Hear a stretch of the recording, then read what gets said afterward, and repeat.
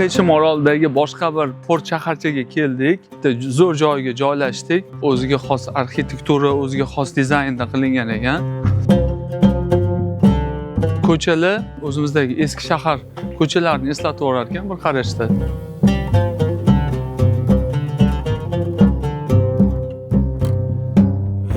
Shaharchaning nomi Loft degan shaharcha. Bu yerda asosan dengizchilik, baliqchilik bilan shug'ullanishadi. Kirishda eng asosiy diqqat tortadigan jihat eshik.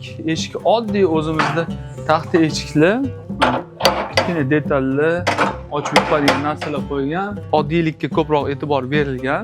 Betonni o'yib, ichiga kichkina detal interyerda narsalarni qo'yib, o'sha bilan bo'shliqni yopib yuborishgan. Joyda egasi bu joyga Mag'rib deb nom bergan ekan.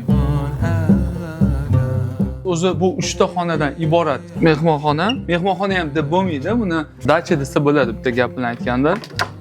Ortiqcha xarajatlar qilinmagan, tepa qismiga oddiy qamishdan to'qib taxta tortib qo'yishgan, chiroq dizayn qilib olishgan, chiroq bilan o'ynab olishgan, bo'ldi. Qolgan ortiqcha narsa qilinmagan. Xo'p, bu ikkinchi xonamiz.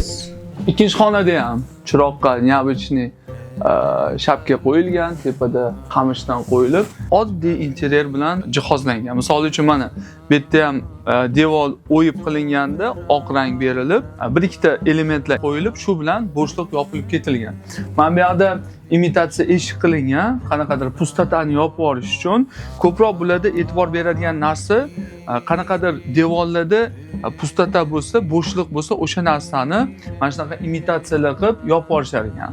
Hop, bu yerda ham juda anaqa arzon va oson yechim qilishgan. Matrasni o'zini mana betonni o'zidan tepalikka chiqazib qo'yishganda, matrasni o'zini qo'yib qo'yishgan. Mana oddiy matras, o'zini yuvinish xonasi bor alohida. Eronda quvontiradigan jihati hojatxonalar o'zimizda shu hojatxonalar bilan bir xil. Keyingi xona ham birinchi xonadan uncha katta farq qilmaydi.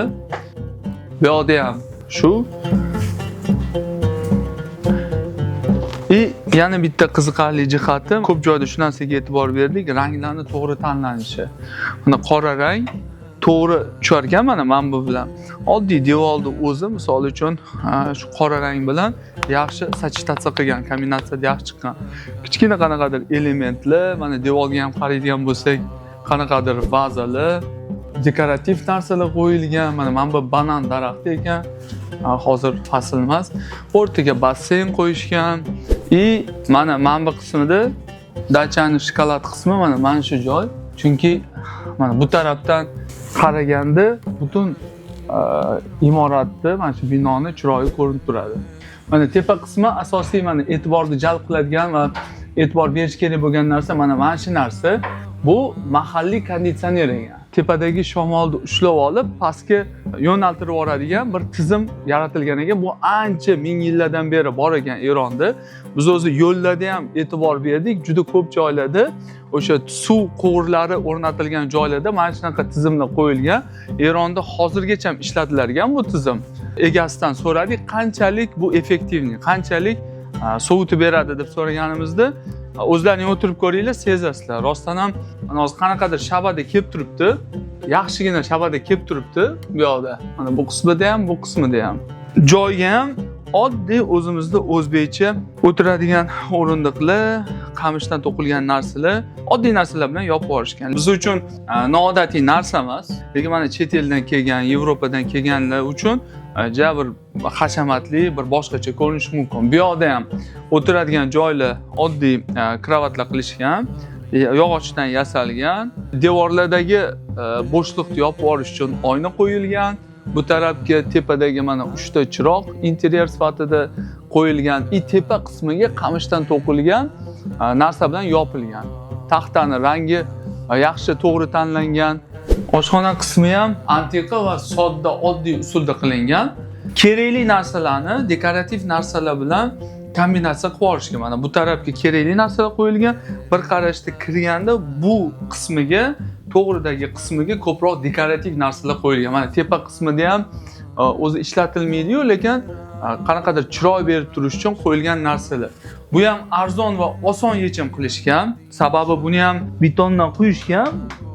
Hech qanaqa ortiqcha xarajat qilishmagan, ustiga prosta kafel qo'yishgan, bitta gaz qo'yishgan, bo'ldi.